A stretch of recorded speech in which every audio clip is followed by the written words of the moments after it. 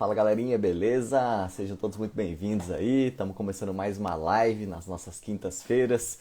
Sou o professor Beto Kashimoto, seja muito bem-vindo aí ao meu Instagram, se você está vindo aqui pela primeira vez. Tenho feito aí uma série de lives para falar um pouquinho aí sobre fisioterapia e principalmente bater um papo aí junto com os médicos, né, os nossos parceiros. Então eu venho falando sobre isso nas últimas lives e eu quero estar passando para vocês hoje um tema especial aí que é sobre quadril, tá bom? Então, galera tá entrando aí. Obrigado pela presença de todo mundo. Fernanda, Ana, Cauene, a Cris, a Nath, galera entrando. Grande amigo Fagner, Erli, sejam bem-vindos. Muito bom. Pessoal, já envie aí, né, as notificações aí pro pessoal, através do aviãozinho aí pro pessoal entrar para poder participar. Caso você tenha algum conhecido, alguém que poderia se beneficiar, né, com esse tipo de discussão sobre quadril, alguém que tem um problema no quadril, ou colegas fisioterapeutas que possam estar sendo beneficiados também nesse atendimento. Tá bom? Obrigado, meu amigo. Você também, cara. Você sabe que a recíproca é muito verdadeira. Larissa, Cris, show de bola. Deixa eu ver aqui, daqui a pouquinho acho que o Dr. Rafael já entra. E aí a gente já dá início. Vou acompanhando aqui por enquanto. Sejam bem-vindos, pessoal. Só se vocês, já adiantando aqui para quem está entrando agora, fiquem à vontade aí para fazer as perguntas, tá? Eu vou blocar as perguntas, né? Não vou ficar fazendo ali simultaneamente para não atrapalhar as explicações que de repente o Dr. Rafael vai estar falando, mas com certeza eu vou marcar aqui para poder te responder, tá? E responder através do doutor também. E eu tenho algumas perguntinhas que já foram faladas para nós aí através das nossas discussões, né? Do que eu tinha aberto a caixinha lá. Deixa eu só ver se ele já está por aqui, para a gente poder começar. Vamos ver aqui. Show de bola, grande amigo Flávio Shiraishi, professor lá da UniFSP de Itapetininga. Show de bola. Pessoal do sétimo termo, sejam muito bem-vindos aí, viu? Obrigado, fiquei sabendo que vocês vão poder participar aí com a gente. Sejam todos bem-vindos. Deixa eu só mandar uma mensagenzinha aqui para ele para ver se ele já vai entrar.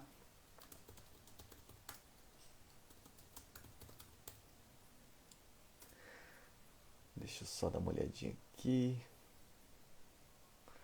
Deixa eu ver se ele tá por aqui já. Ah, tá, já tá aqui já. Aqui ele já entra.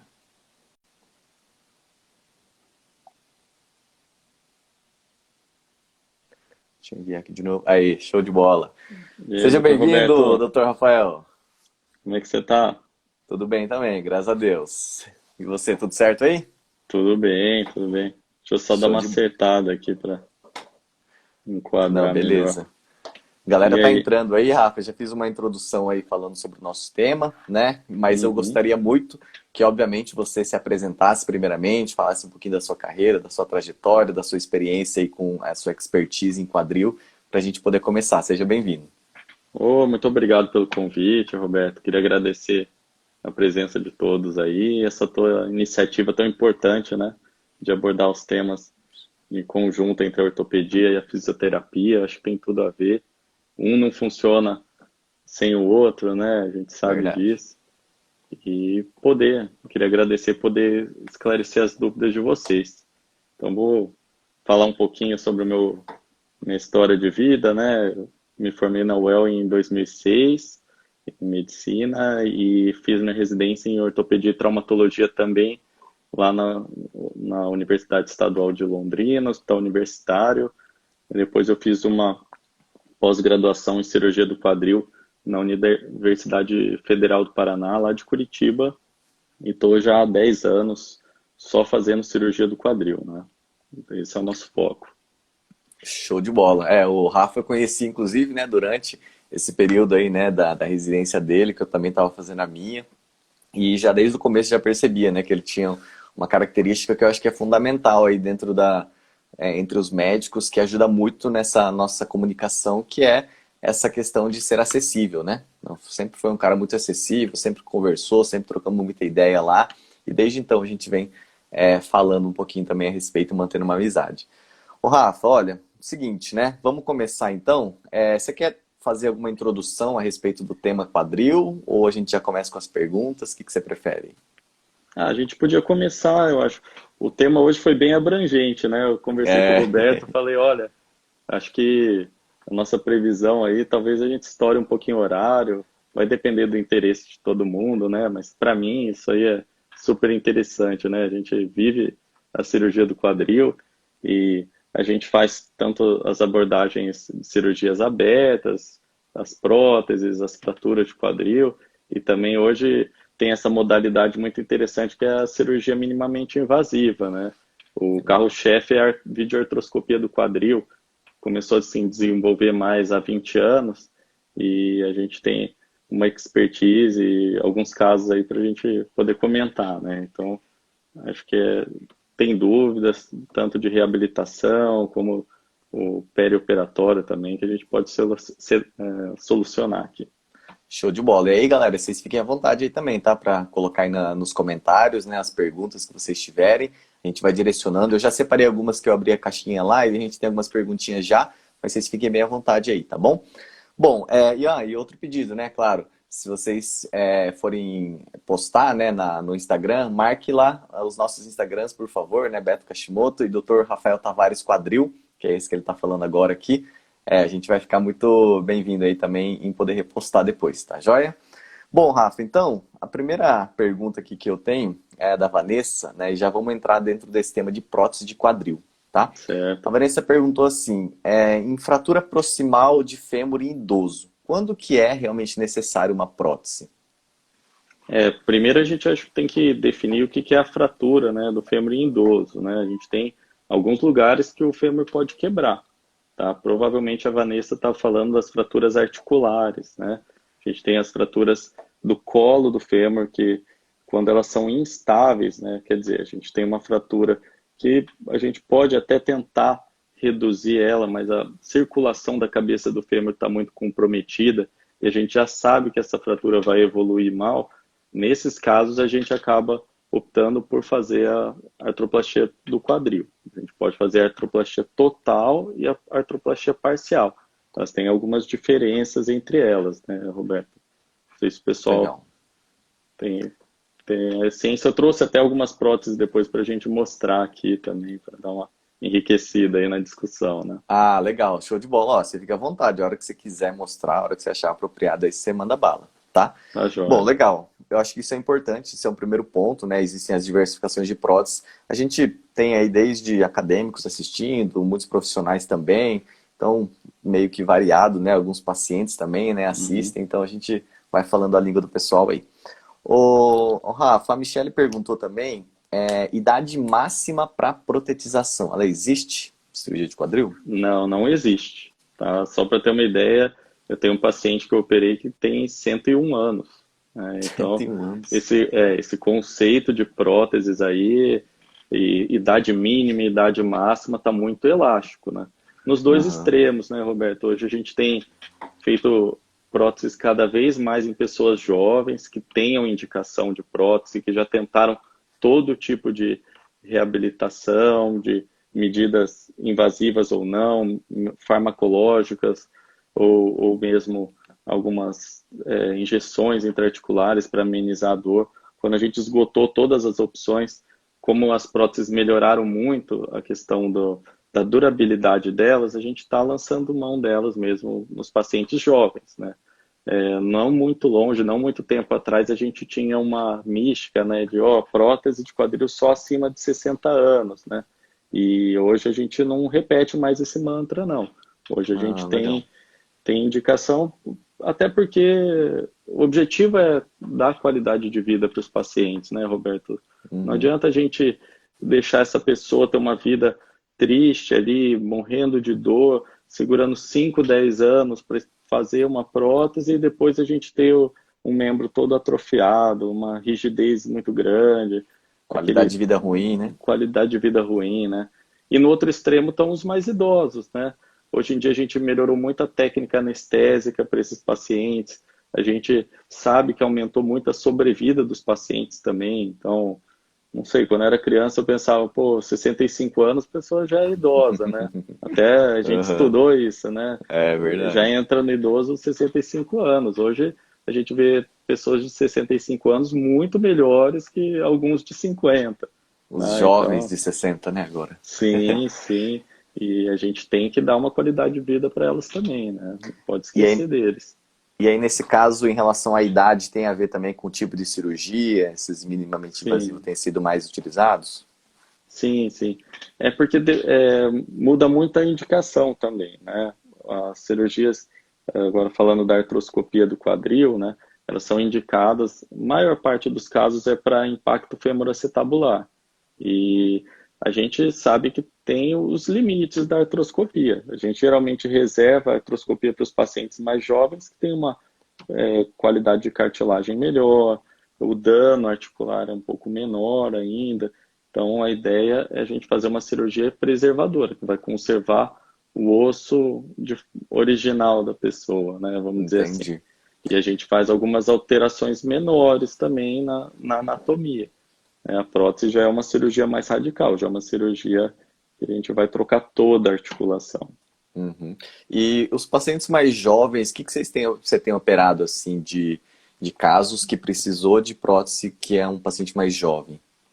Olha, a gente tem tanto o espectro que é um pouco menor dos pacientes que têm problemas reumatológicos, tá? A gente tem alguns pacientes com necrose da cabeça do fêmur, aí sim é o grande, vamos dizer assim, é o grande chamariz mesmo, o pessoal que tem necrose da cabeça do fêmur, tá? A Uhum. gente tem alguns pacientes com sequelas de fraturas que podem ter indicação, e sequelas de doenças na infância, como leg pets, né, demais, epifisiólise, sequela de Epifisiólise. epifisiólise. Então eles Uhum. já estão na terceira década de vida por aí e às vezes já estão precisando de artroplastia, já tem indicação, inclusive. Existe algum diagnóstico diferencial, Rafa, para questão de necrose vascular? Alguma coisa que é diferente, assim, que o paciente relata, que sente, que podemos suspeitar e de repente já correr para tentar ajudar? A necrose vascular assim, o que é diferente dos outros problemas é que a gente tem a questão do tempo, né?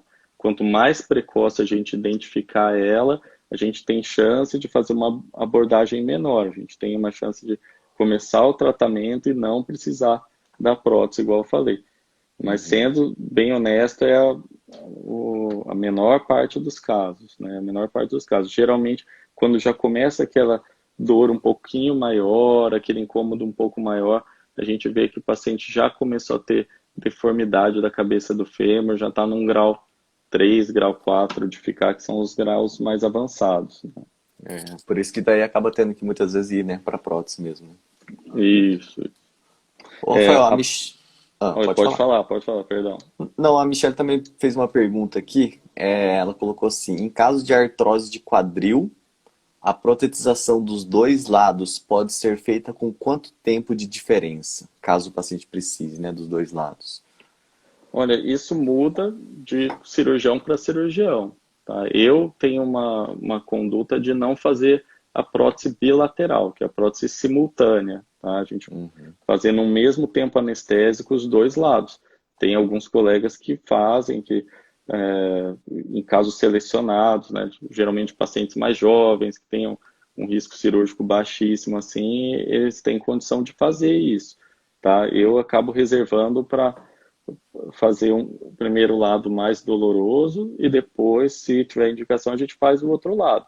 E por conta dos riscos de complicações como trombose, complicações tromboembólicas do paciente ficar muito tempo parado, a gente tem o costume de esperar 90 dias entre uma 90 prótese e dias. outra.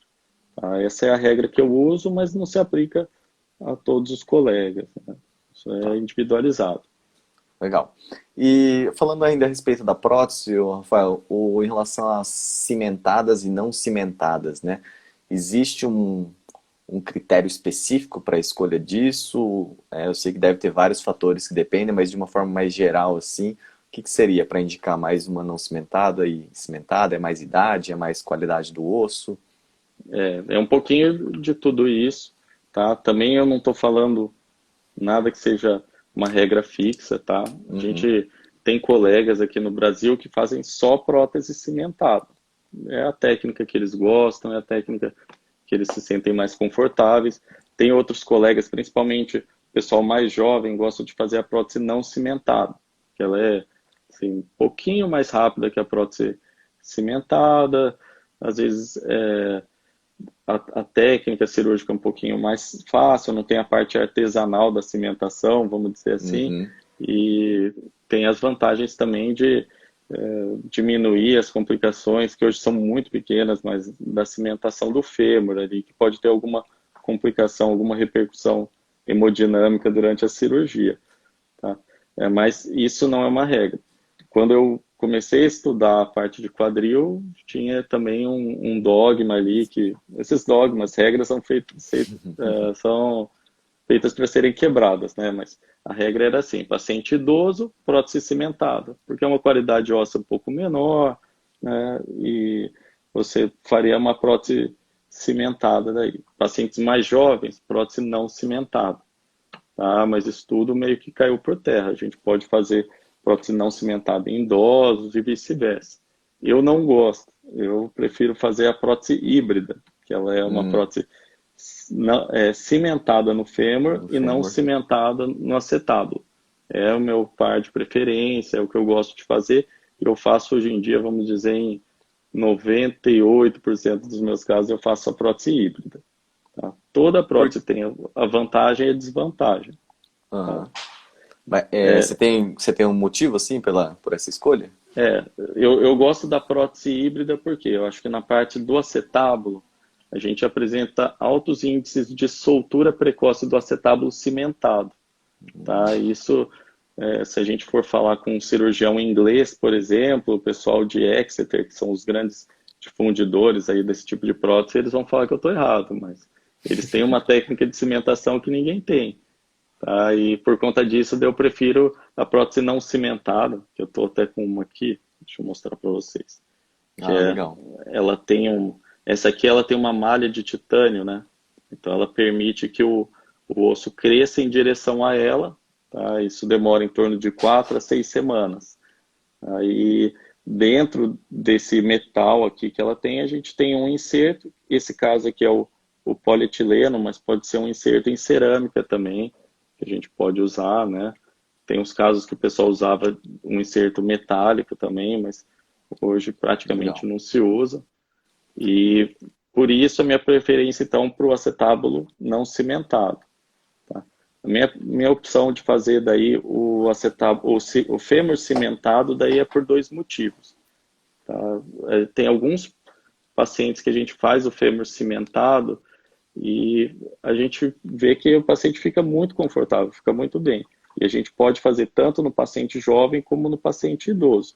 Já o fêmur não cimentado, não sei se você já teve a oportunidade de se deparar com essa complicação, Roberto, mas tem alguns pacientes que começam a sentir dor na região do meio da coxa. Uma dor na coxa que é, ela não é uma dor incapacitante, igual era a artrose do paciente, mas ela é desconfortável. Tá? E alguns pacientes desenvolvem essa dor, outros não. E por conta Entendi. dessa complicação, eu restringi muito meus casos de prótese não cimentada, tá? Por Entendi. conta disso. E tem um risco também aumentado de você ter uma fratura periprotética, Era tá? protética. Isso eu já vi, já. Vários. Então, a prótese não cimentada, inclusive no intraoperatório, tem um índice aumentado de fraturas periprotéticas. Por isso que os livros mais clássicos de ortopedia recomendam que ela seja restrita para pacientes com menos de 80 anos, ou tem que ser aqueles pacientes com 80 anos que têm um fêmur de só jovem.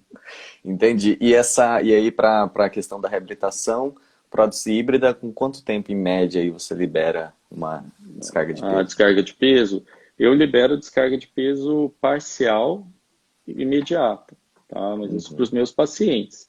Isso é legal também que você frisou o você, né? É, Eu não estou aqui para falar em nome dos outros colegas. Você, sim, como fisioterapeuta, deve ter essa dificuldade, né, Roberto? Que cada sim. cirurgião, cada serviço tem seu próprio protocolo, né?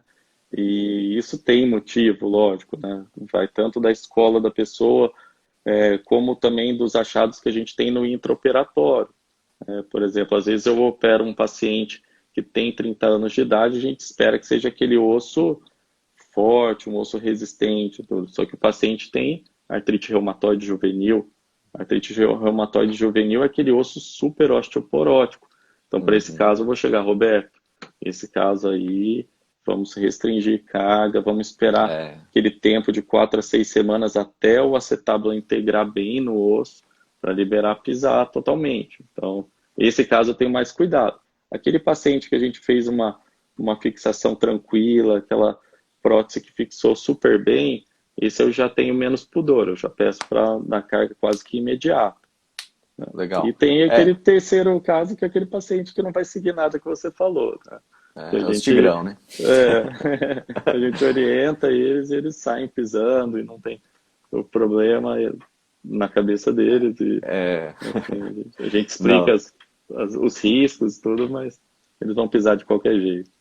legal. É, e eu acho que isso é importante mesmo, né? A gente tem essa média que você comentou, mas eu acho que é muito importante, até por isso que a gente, né, eu venho fazendo essas lives, né, com os médicos, para a gente poder sempre estar com essa sintonia, né? Porque inevitavelmente a gente tem que ir atrás, né, muitas vezes para saber como é que foi, né? A gente pegou um paciente recente agora lá na clínica, ele fez uma cirurgia para instabilidade de tornozelo, Uhum. e não veio encaminhamento assim para a gente do que foi feito, né? A técnica cirúrgica, né? Só simplesmente que não podia pisar o pé no chão.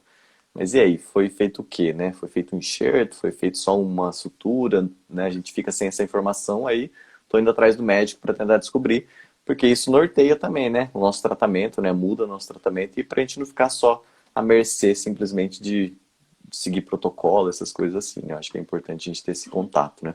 Eu acho que não é nem questão de importância, é essencial, né, Roberto? Uhum, com Tanto o certeza. cirurgião tem que ter esse interesse, né, de conversar com o fisioterapeuta, que não adianta nada eu ter feito uma baita cirurgia e não passar as orientações. E digo assim, a gente não costuma passar conduta, né, porque vocês sabem muito bem como tratar o paciente, mas a gente passa os pormenores ali, até para que eu possa garantir o meu serviço e que o paciente É, tem a reabilitação o mais rápido possível. Né? A gente sabe que show. os primeiros dias são aqueles dias de ouro mesmo, né? Que a gente Sim, vai evitar uma fibrose maior, a gente vai recuperar a amplitude de movimento de uma forma segura, né? E legal. até se você quiser falar sobre isso também, né? Como é que você costuma cuidar assim na reabilitação da prótese de quadril? Como que vocês Legal. costumam fazer? Bom, né, em relação às próteses, né, eu lembro muito lá no HU mesmo, né, quando a gente pegava, a maioria lá acabava sendo cimentada, né, não sei se Ah, por uma ocasião, né, daquela época mesmo. A gente fazia toda a transição, né, a gente acompanhava geralmente na enfermaria, era 48 horas ali para a gente poder descarregar, né, iniciar a descarga de peso, né, colocar o paciente em ortostatismo. Geralmente era o que, inclusive, né, a gente conversava ali naquela ocasião de aguardar realmente a fisioterapia, colocar esse paciente em pé para que ele possa ter a alta, né, pensando agora mais em enfermaria mesmo, né. E aí uhum, depois a gente acompanhava a transição para o ambulatório, né, a gente tem um ambulatório lá, e a gente fazia o acompanhamento. Então, acho que sempre aqueles cuidados iniciais, né, em relação às ADMs, que eu até tenho uma outra pergunta em relação a isso para você depois. Então, os tá. cuidados em relação à ADM, mas eu acho que o principal que o paciente tem muito medo no começo é a descarga de peso e fazer exercícios que gerem força, né? Eu acho que essa é uma parte fundamental que entra dentro da nossa reabilitação, daí mais os fisioterapeutas estão me ouvindo aí, né? A gente entra muito com o protocolo de corrente russa, né? Eletroestimulação neural, para que a gente possa dar o boost ali mesmo na musculatura e tirar um pouco do medo do paciente, que é normal, né? De pisar, de começar a trocar alguns passos ali, estamos falando de uma prótese cimentada. E, caso não for cimentada, daí a gente aguardava realmente um pouquinho mais de instruções da parte médica, né? Mas eu acho que o Entendi. principal é evitar as sequelas de contraturas, né? O paciente ficar em flexo de quadril ou flexo de joelho por conta da posicionamento. E também a questão de fraqueza, né? Então, ativar principalmente o quadríceps, que é um músculo que desativa bem ali nas cirurgias, eu acho que é um padrãozinho assim, né? É, o que você falou, né, acho que até para deixar claro para quem está ouvindo, é que a prótese cimentada, a fixação dessa prótese ocorre no momento da cirurgia, né? Então não vai alterar se você restringir Não. carga para esse paciente. A prótese está fixa no momento da cirurgia. Então ela permite realmente uma deambulação mais precoce com carga total, né? Já a prótese não cimentada, a gente precisa desse tempo de osteointegração. E aí ela varia de 4 a 6 semanas, né, na literatura, mas igual eu falei, esses componentes eles são colocados sob pressão no osso, né, e eles ficam muito firmes no momento da cirurgia. Então, por isso que tem vários colegas que, inclusive, recomendam descarga total de peso mesmo na prótese não cimentada. Aí você me pergunta, por que que você, Rafael, não recomenda isso? Existem alguns trabalhos que mostram estudos já recuperando as próteses em cadáveres, esse tipo de coisa, que as próteses que a gente submete à descarga de peso precoce, não ocorre essa osteointegração. Ocorre uma união fibrosa entre a prótese e o osso, porque ficam ocorrendo micromovimentos dessa prótese, movimentos microscópicos dela, enquanto era o período que era para ela estar integrando no osso. Então, às vezes, esse comecinho ali que a gente libera a descarga de peso, se houver movimento, o movimento impede essa cicatrização adequada e compromete não nos primeiros meses ali, ela compromete o fato dessa prótese, ao invés de durar 15, 20 anos, ela durar 8, 9. Então a gente vai ver uma soltura precoce. Bacana, bom saber disso aí. Ô, pessoal, só lembrando aqui, teve uma pergunta sobre IFA, eu vou voltar depois, que a gente vai falar daqui a pouquinho, tá? E aí no final eu quero falar também um pouquinho aí sobre alguns campos de atuação, pensando especificamente em quadril, aí vai ser bem legal no final também.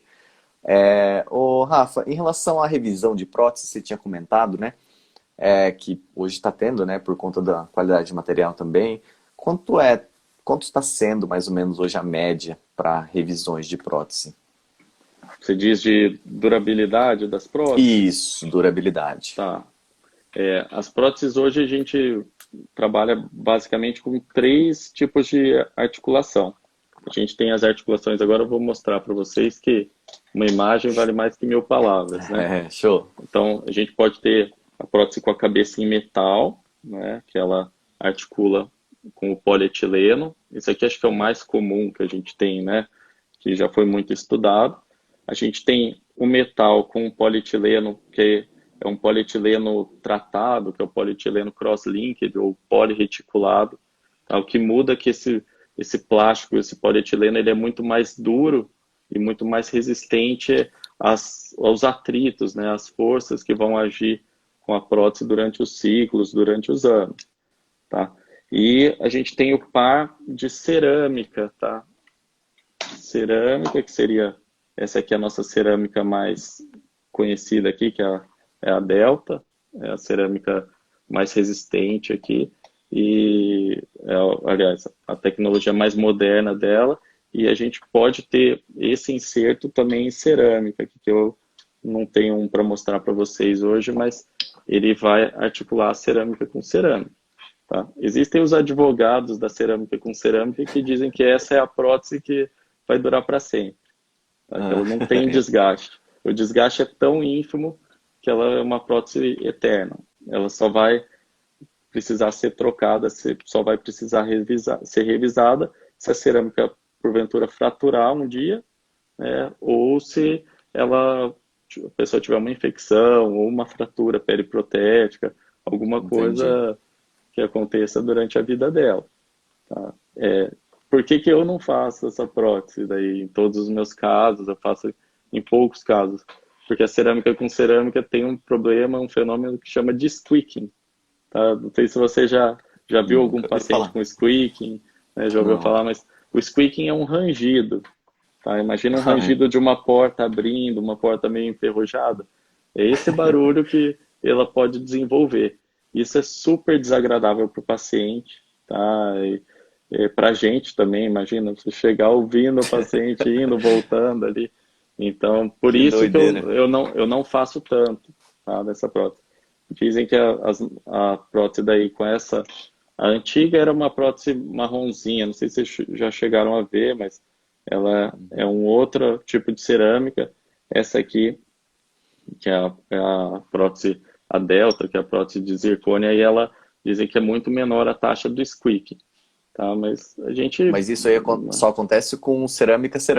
Quando cerâmica. quando é Não tem cerâmica com problema. polietileno, que é o meu par preferido, isso não tem chance de acontecer. Tá? Então, por isso que eu acabo fazendo a cerâmica com polietileno. Mas aí A mesmo assim cerâmica precisa com revisão depois, né? Então, a cerâmica com polietileno crosslink, saiu um trabalho recente falando de 97% dessas próteses durarem a- até 15 anos. Quer dizer, de 100 próteses, só 3 foram revisadas antes de 15 anos. Tá? Entendi. Então, é uma durabilidade muito boa. Tá? Você vai Entendi. durar 30 anos, aí a gente vai precisar de trabalhos mais para frente. Tá? Mas as revisões, sim, vão aparecer mais. A gente já tem uma grande quantidade de revisões hoje por conta dessas próteses que tinham um par que afrouxava antes da hora, que não funcionava tão bem. E agora as próteses mais modernas, a nossa intenção, né, é que essas próteses não soltem do osso e quando a gente precisar revisar, seja uma cirurgia menor. Seria uma revisão que a gente troca, por exemplo, a cabeça, né, que ela é modular, ela é encaixada, a gente trocaria o polietileno que gastou e colocaria outro no lugar. Essa seria o sonho de todo cirurgião de quadril, né? A gente não Entendi. precisaria colocar próteses tão grandes, não teria que lidar com tantos defeitos ósseos, né? Show. Que às vezes a gente se depara. Legal. O Rafa, já vou aproveitar aqui que teve algumas perguntas em relação à prótese. A Erli perguntou aí, a prótese de aço, com quantos dias posso colocar o paciente em pé? A prótese de aço, qual será? Será que a Não prótese, sei qual que ela está pode falando estar da haste falando. femoral? Essa haste aqui é uma haste cimentada. Ela é feita de uma liga de aço, né? Mas tem que Aí mais saber o se essa critério de prótese cimentado ou não, né? é que a prótese não cimentada, ó, eu mostrei para vocês, mas não falei dela. Ela tem essa porosidade proximal, tá? Muitas vezes é isso aqui, ó, essa porosidade proximal, e funciona da mesma forma que eu expliquei do acetábulo. A gente precisa desse período, um mês e meio, para ela estar realmente integrada Uhum. dentro do osso, né? E ela vai Legal. se fixar ao osso. Então, nesses casos, tem alguns colegas que pedem liberam descarga total de peso imediata, tem outros que preferem segurar um pouquinho o primeiro mês e meio, e depois liberar a carga total. Minha sugestão, converse com quem fez a cirurgia. É Não mais arrume fácil. problema para o seu lado. Ô, Rafa, e a Emily perguntou aqui se existe algum critério clínico para a escolha da cerâmica ao aço ou é mais questão aí de durabilidade, de critério cirúrgico É, mesmo? é, porque o que limitaria a gente de usar cerâmica em todos os casos? Ainda é o preço. Tá? A prótese em cerâmica, ela só existe prótese importada, né? A cabeça de cerâmica. Mesmo nas próteses nacionais, tá? Para você usar uma prótese em cerâmica, essa cerâmica vem de uma única fábrica da Alemanha que faz essas próteses. Tá? Então ela tem que ser feita lá e isso agrega um custo para o material. Tá? É, entre usar uma cabeça de cerâmica e uma cabeça de metal, existe uma diferença de durabilidade, mas eu acho que ela não influencia tanto.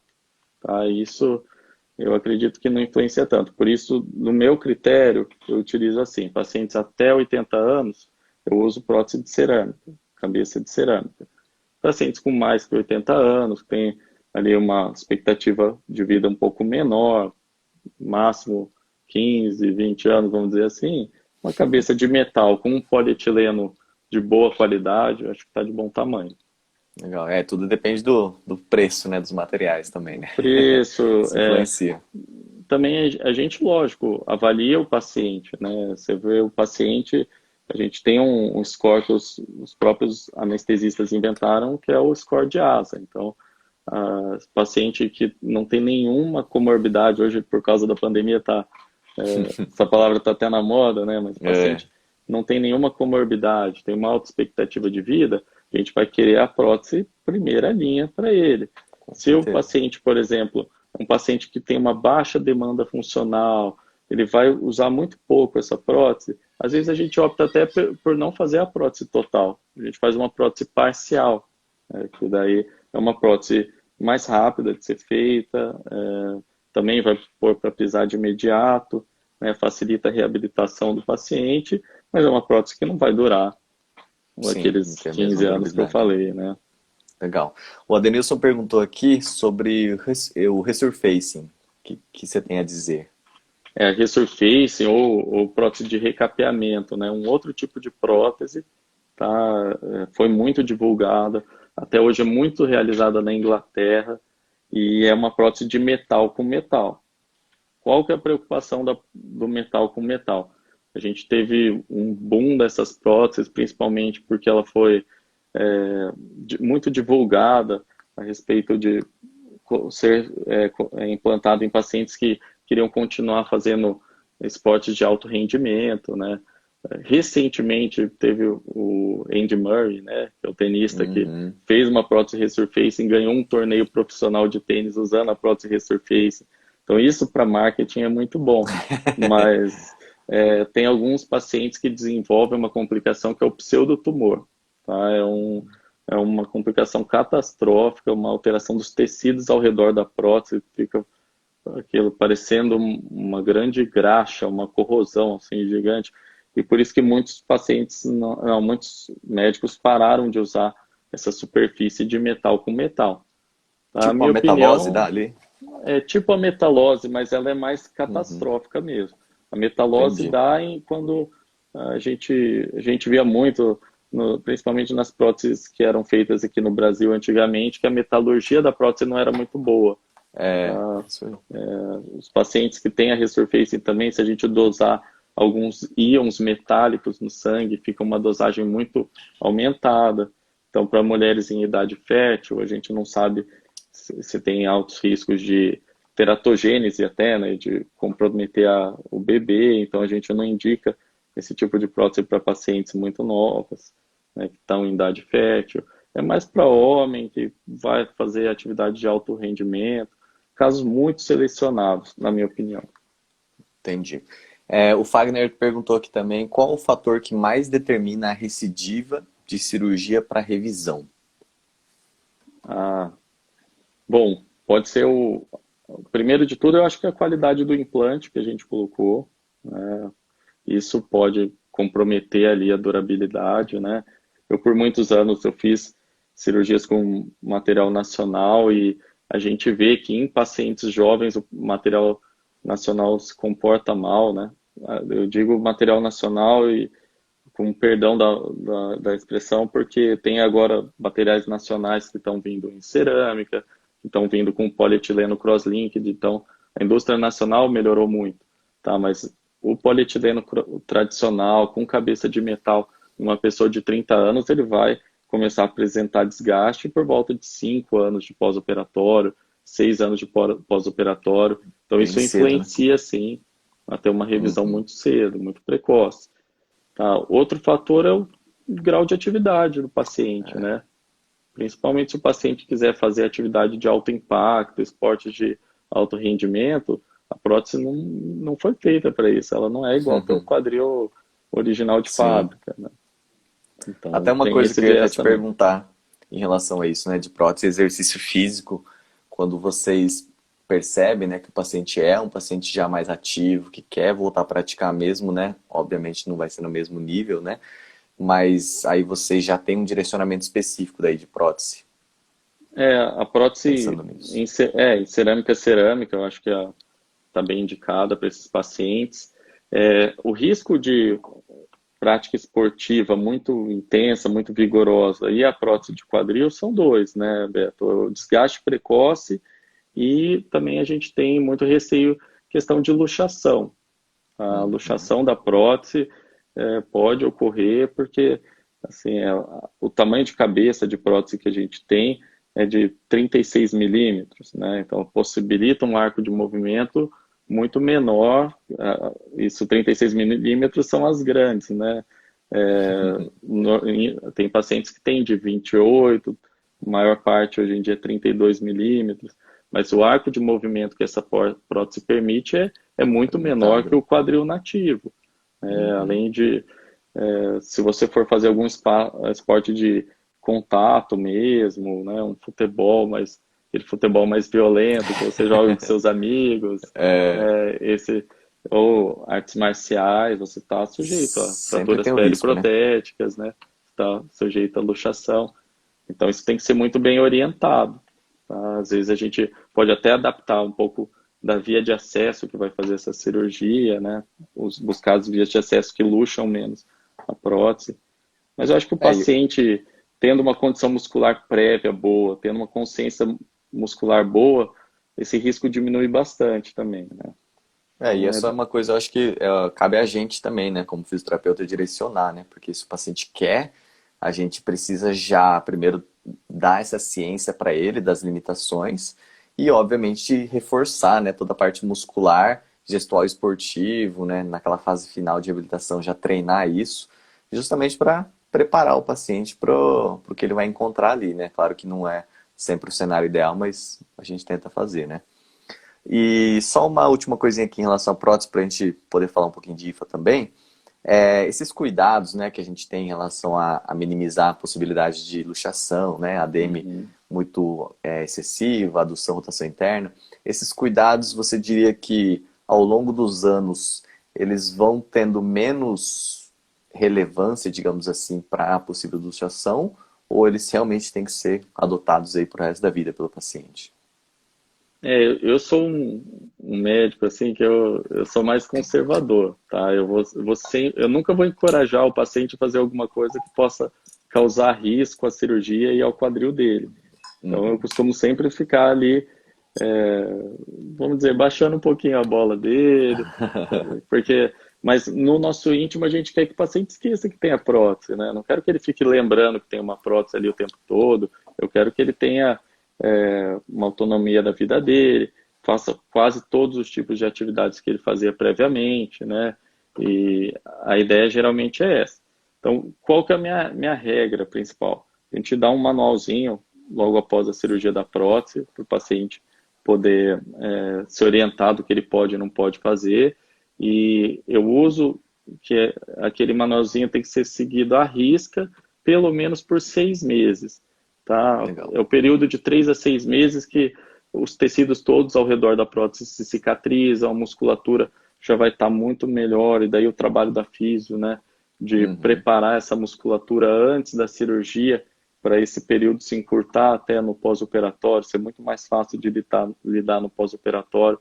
Mas vamos dizer, o paciente tem uma musculatura prévia boa, uma consciência corporal boa, o risco de luxação vai para quase zero, né? Se não luxou nos primeiros 6 meses, né? Se ele cuidou bem, e graças a Deus, uma grande maioria que faz a cirurgia de prótese, eles cuidam mesmo, eles têm a É, consciência disso.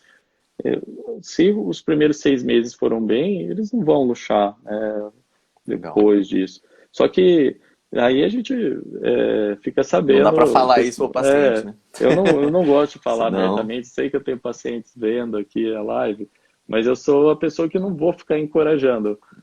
Tem pacientes que tá falam, certo. poxa, eu adoro ficar, eu queria ficar, sei lá, agachado no chão. Daí eu pergunto, mas será que você não poderia se ajoelhar no chão para fazer a mesma atividade? Precisa ficar de cócoras? Ah, mas eu consigo. Mas precisa. É É, essencial para a tua vida isso? sim. E daí eles falam, não, não precisa. Então, para que arriscar? Né? Eu É, acho que é essa, o essa risco que é a não vale a pena. mentalidade. Não vale, não vale. Uma complicação como uma luxação pode fazer uma cirurgia de sucesso ali e virar um pesadelo. E igual foi perguntado anteriormente, é um dos motivos, né, principalmente nos Estados Unidos, de revisão precoce é a instabilidade da prótese. Essa prótese ficar luxando repetidas Uhum, vezes, né? legal. E lá no serviço que você trabalha, Rafa, vocês trabalham com a parte do pré-operatório, pré-cirúrgico também? Ou já chega o paciente, vocês já fazem toda a parte de cirurgia e só vai para o pós-operatório? Depende do caso, viu, Roberto? Eu pego pacientes em várias fases, né, da doença. Tá? Tem pacientes que vêm comigo como primeiro médico. Tá? Ouviram falar, primeiro Uhum, médico, você mostra, ó, você tem artrose, o paciente toma um susto. Tá? Esse paciente, eu acho que é o paciente que dá para a gente fazer essa preparação. legal. Tá? Agora, tem alguns pacientes que chegam num estágio muito avançado, já geralmente terceira, quarta opinião, o paciente vai lá só para você bater o martelo, ó, esse caso aí é cirúrgico, precisa fazer prótese ontem. Então, esse paciente, infelizmente, não dá tempo. E ele Entendi. é o pior paciente, porque ele já chega numa condição muscular muito ruim, ele já passou anos de dor, ficou ali em negação, achando que essa dor minha vai passar, né?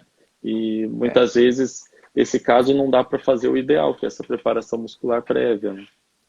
legal. Chegam muitos Não, casos para você entendi. assim, de pré-operatório, ou chegam mais pós na Ah, clínica de vocês? quase sempre é pós, né? A gente Uhum. teve, recentemente a gente não teve nenhum, assim, na verdade, de prótese mais recente. A gente está com um paciente lá, mas já tem alguns anos. E eu lembro de um caso que teve um paciente que chegou bilateral, né? Ele fez, Uhum. acho que com 6 meses de diferença. Mas de pré, cara, sinceramente, eu nunca atendi pré-operatório, eu acho, viu? De prótese É, de quadril, mais de se já LCA, assim, um pouco direcionado disso. assim, nós vamos operar daqui 3 meses, prepara É, esse paciente para cirurgia, né? Isso seria o ideal, seria o é, ideal. Você vai treinar o aparece os uso de casos de SUS lá, muletas.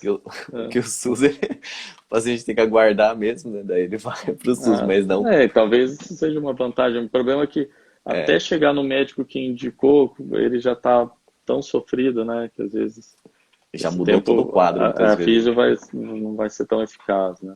Exato.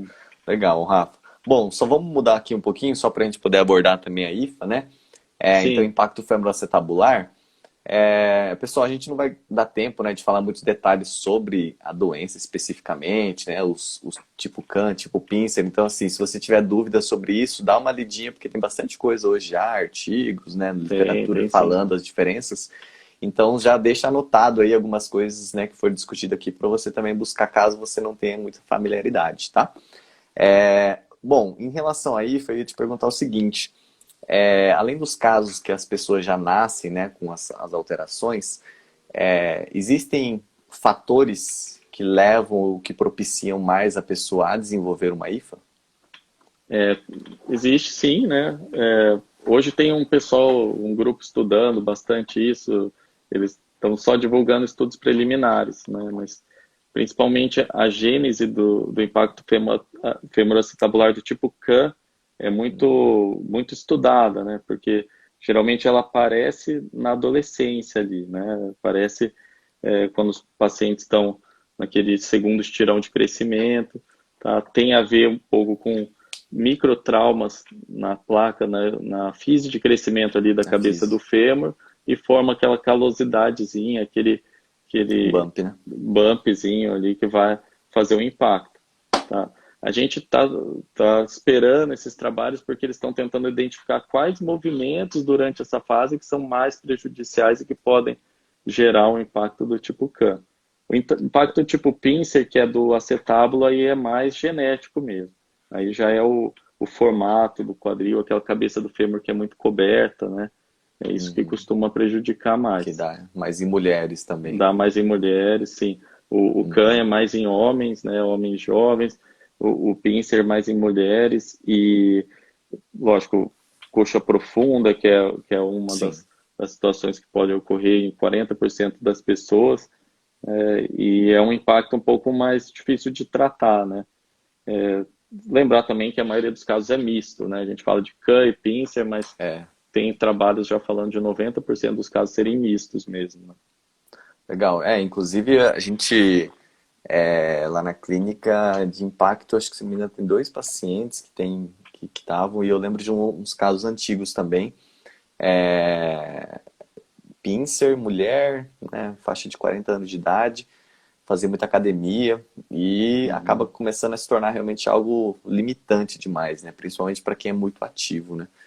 Sim, Então, sim. acho que tem que ficar de olho mesmo. E muitas vezes, né, às vezes até passa batido, né, dependendo do médico que vai, às vezes não é, né, um expert ali naquela visualização, e passa batido mesmo, muitas vezes, esse diagnóstico, né? Vai para fisioterapia como uma artrose, como bursite, né? E acaba tendo muito isso. Se for ver a história do impacto femoroacetabular, né, ele já foi descrito por volta de 1930, tá? A deformidade, né? O CAN é descrito como aquele cabo de pistola, né? Fêmur em cabo de Isso. pistola. Tem artigo de 1930 falando sobre isso. Que mostra a Aí, imagenzinha do CAN e do cabo. tudo, uma possível causa de artrose do quadril, né? Eles questionam nesse trabalho, é bem interessante. E por que que ficou um gap de quase 70 anos sem se falar do CAN? Porque apareceu a tal da prótese do quadril. E o assunto, a prótese do quadril foi tão revolucionária, foi tão dramática, assim, a mudança que teve na reabilitação dos pacientes, na recuperação, melhora da dor, que mudou o foco todo para o caso da artrose e o impacto femoroacetabular, que é uma das causas da artrose, ficou um pouquinho de lado. E eu imagino que deve ter sido um desafio para os ortopedistas que ficaram nesse intervalo, assim, porque é causa de dor, o paciente te procura e é aquele caso que o ortopedista olhava e falava, não tem artrose, pode ir embora, não tem o que fazer. Você tem É, dor, mas não é artrose, pode ir embora. Hoje não, né? Hoje a gente estuda o formato do quadril, anatomia, a gente faz todo esse trabalho e eu atuo muito em prevenção, tá? Orientação de exercícios, orientações posturais, acho que isso é fundamental mesmo para prevenir que a pessoa vai desenvolver o impacto, né? show de bola. É, a gente tem feito um trabalho bastante aí também direcionado, né, para musculatura lateral, né, rotadora externa, extensores, que Uhum. para tentar estabilizar, né, porque geralmente na flexão ali, rotação interna, o paciente tem, né, o maior impacto, né, geralmente. Sim, sim. Ô Rafa, o Gustavo tinha perguntado lá na nossa caixinha de perguntas se a IFA mista é mais indicado cirurgia. Existe alguma coisa relacionada a isso? Não, na verdade, a indicação de cirurgia do impacto femoroacetabular, ela fica restrita para os pacientes que não tiveram melhora com tratamento conservador. Ou eu vou expandir um pouquinho mais, para aqueles pacientes que a gente vê que eles têm uma atividade muito intensa, atividade física, tudo, e que a gente já vislumbra que ele pode desenvolver uma artrose no futuro. Tá? Não precisa esperar esse paciente ficar muito sintomático para a gente partir para a cirurgia, para a artroscopia. Às vezes a gente perde a tal da janela de oportunidades, né, para o Uhum. paciente operar e não desenvolver artrose. Tá? Então, tem um misto de coisas. Na minha prática ali de consultório, eu vejo o paciente, oriento sobre a doença, oriento a atividade física e eu encaminho para fisioterapia para fazer essas compensações que o Beto falou por 3 meses. Se a gente não tiver uma melhora dramática das dores, né, uma melhora importante das dores nesses primeiros 3 meses, eu já fico mais inclinado a indicar cirurgia. Tá? Essa é Legal. a minha conduta. E eu falo da importância, né, cara, que a gente tem de estudar realmente essas coisas, porque eu viro e mexo e falo para os meus alunos, né, falo assim, meu, a gente tem o poder de conseguir fazer o paciente não ir para uma cirurgia, desde que Uhum. você saiba o que está fazendo. Então, também não é 3 meses de fisioterapia fazendo só choquinho e gelo, né? Tem que Sim, fazer sim. exercícios, tem que estar ali fazendo realmente, né? E O também Ademilson... pode durante falar. a físio, né? Eu acho que é super importante também a gente conversar aí. Eu gosto de frisar bem nos meus encaminhamentos, evitar as posturas de impacto durante a físio, né? Você vai fazer o É fortalecimento, por verdade. exemplo, mas você não pode reproduzir a hiperflexão com rotação interna, no caso do impacto tipo CAM, ou no impacto mais lateral, aquela abdução com rotação Abdução, né? externa ali, né, ou muita extensão com rotação externa também, porque senão você vai provocar dor e é um paciente que você vai perder, porque ele volta no meu consultório falando, doutor, eu fui num Tá fisioterapeuta, piorando, está piorando, eu tô com mais né? dor do que quando eu entrei, né? Então tem que saber isso, né? A gente tem que saber até onde é o limite, e isso vale para exercício também, né? O paciente está lá com o educador físico cuidando dele e ele sente dor num agachamento. Então, a gente pede para trabalhar sempre uma amplitude de movimento no limite da não dor, né? Então, se você sentiu dor no agachamento, sei lá, uns 70 graus, então você vai parar em 65. Você vai parar um pouquinho antes da dor e vai continuar se fortalecendo. Pode aumentar a carga, isso aí não tem problema. Tá? O que eu não quero é Show. prejudicar essa parte. E aí, ó, a dica é a avaliação, né? Dentro da físio aí, os colegas, avaliar realmente a amplitude de movimento que o paciente permite sem a dor e durante os exercícios, né? Inclusive, assim, a gente tem algumas técnicas de mobilização articular que a gente consegue minimizar os quadros de dor do paciente e consegue até, às vezes, ganhar um pouquinho de amplitude. Mas lembrar que existe um componente anatômico ali, né? Então, a gente fica limitado também, né? Sim, sim. Ô Rafa, tem uma pergunta aqui, o do Adenilson, ele perguntou se a cirurgia aberta para IFA tem a mesma eficiência da artroscopia Ah, para boa vídeo. pergunta. Boa pergunta. A cirurgia aberta, né, do impacto femoroacetabular, a gente tem algumas cirurgias, mas a mais clássica é uma cirurgia que a gente chama de luxação controlada do quadril. Então, você luxa a cabeça do fêmur, tá? Mas para a gente luxar a cabeça do fêmur, a gente tem que usar uma via de acesso diferente. A gente tem que preservar toda a vascularização da cabeça do fêmur, senão você vai luxar a cabeça do fêmur, vai corrigir o impacto, reduz a cabeça do fêmur, o paciente vai desenvolver uma necrose da cabeça do Faz fêmur. prótese depois. Então, como é que é a cirurgia aberta? Tem alguns colegas, inclusive, que fazem uma mini incisão, uma incisão anterior, conseguem corrigir o CAM, tá? Eu não vou entrar nesse assunto. A mais clássica é a cirurgia de Gans, que a gente fala, que é a via que a gente precisa fazer, então, uma osteotomia. Deixa eu até mostrar aqui no meu quadril. A gente abre aqui o quadril, deixa eu mostrar para vocês aqui. Tá? Mas a gente precisa fazer uma Legal. osteotomia. O que que é? A gente vai serrar o osso, né? Cortar esse osso e preservando toda a vascularização que está embaixo dos músculos aqui, né? Dos rotadores curtos. Aqui é uma vista posterior aqui do quadril. Legal. Então a gente preserva essa musculatura inserida, mas por outro lado a gente tem que fazer uma osteotomia do trocânter maior. A cirurgia é tão eficaz quanto a videoartroscopia e eu posso dizer mais, ela inclusive permite que a gente tenha uma área, né, uma visualização muito melhor que a artroscopia.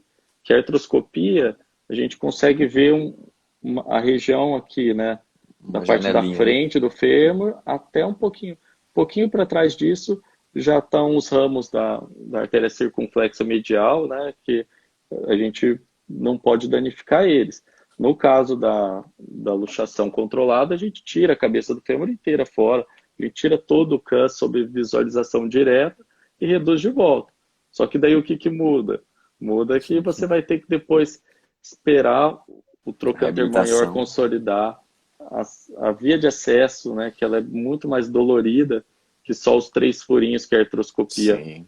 né, permite a gente. Limitação de ADM, né? Depois, né? Limitação de ADM, você pode ter ali problemas de consolidação dessa osteotomia, você pode ter rigidez por conta de fibrose, né, de aderências profundas ali, capsulares, então dá muito mais trabalho, né, para o fisioterapeuta e para o cirurgião Sim.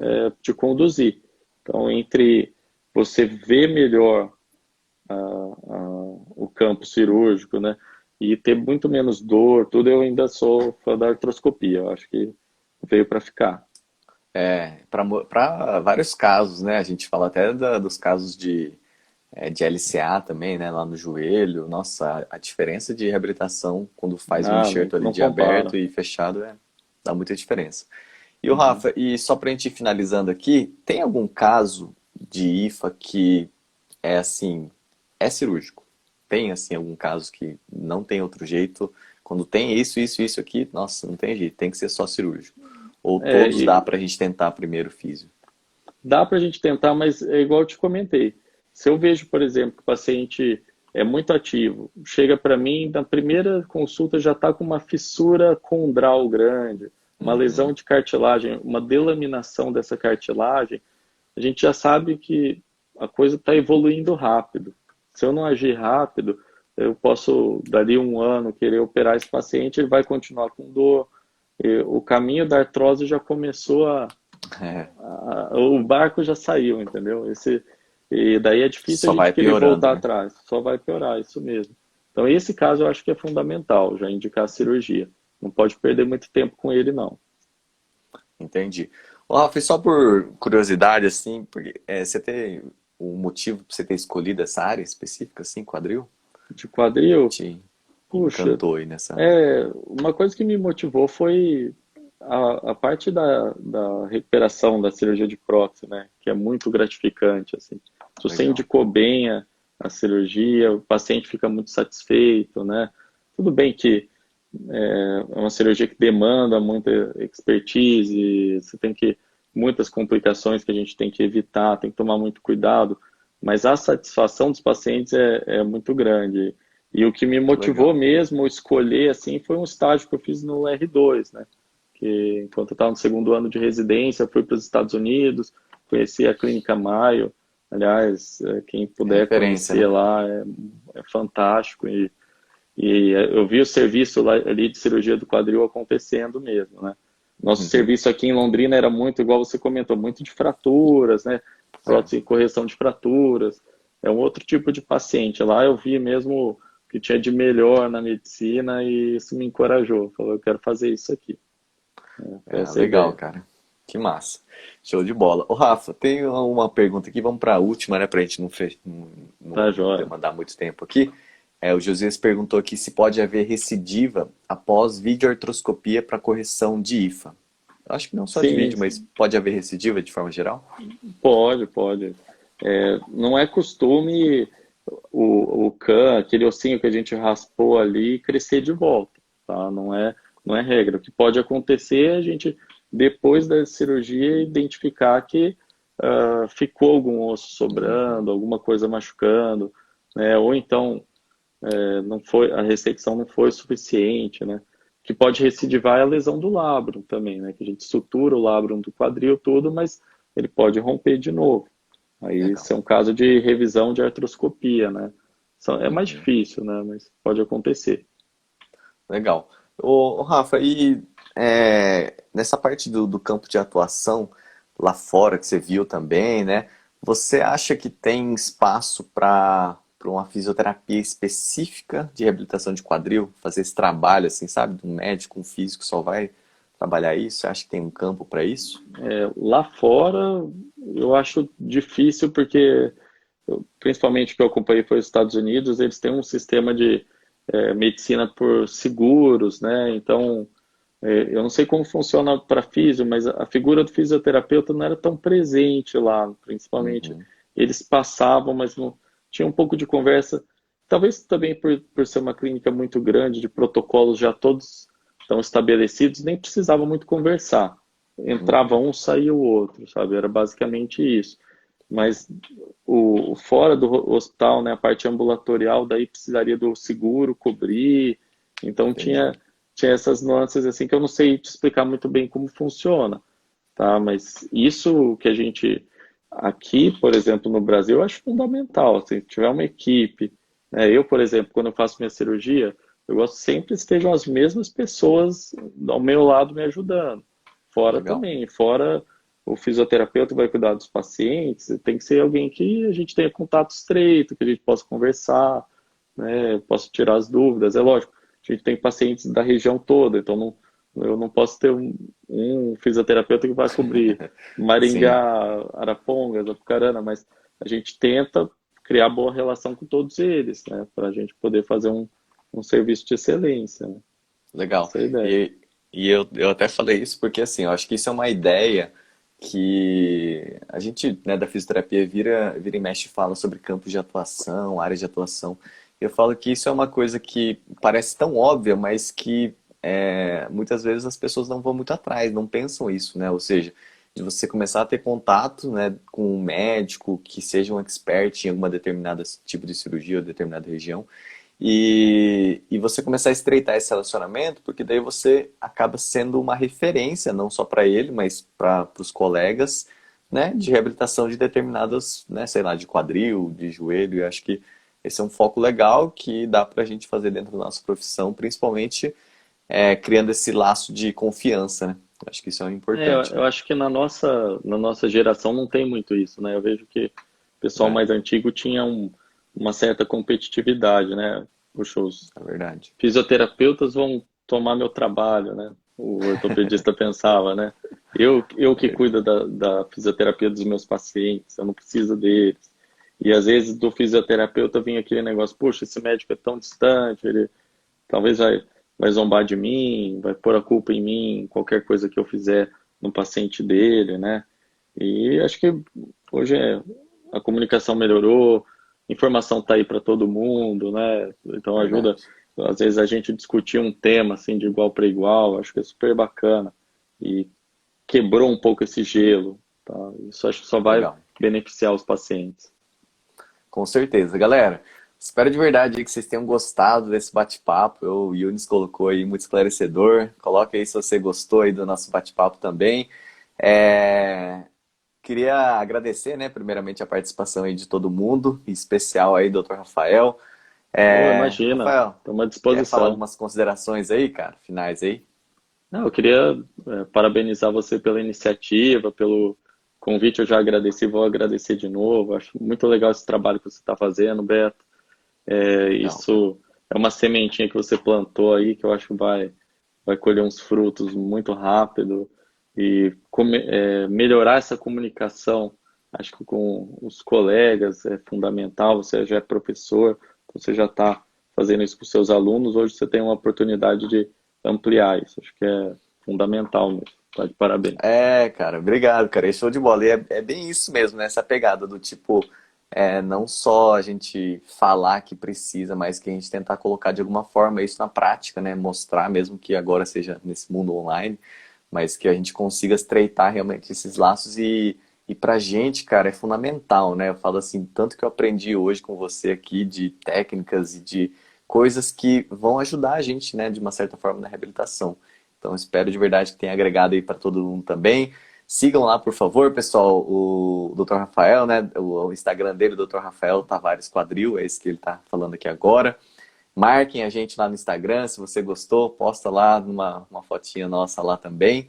E, gente, até a nossa próxima live na quinta-feira. A gente vai estar discutindo outros temas. Obrigado de novo, viu, Rafa? Vamos trocando umas Imagina, a figurinhas aí. gente, eu esqueci de falar, eu tô sempre fazendo conteúdo de cirurgia do quadril no meu Instagram, a gente tem as outras Verdade. redes sociais também, estão postando vídeos, então tudo para fomentar esse conhecimento aí para vocês, tá bom? Verdade, umas enquetes bem legais lá. Siga ele lá que vai ser muito enriquecedor, principalmente sobre esses conteúdos aí.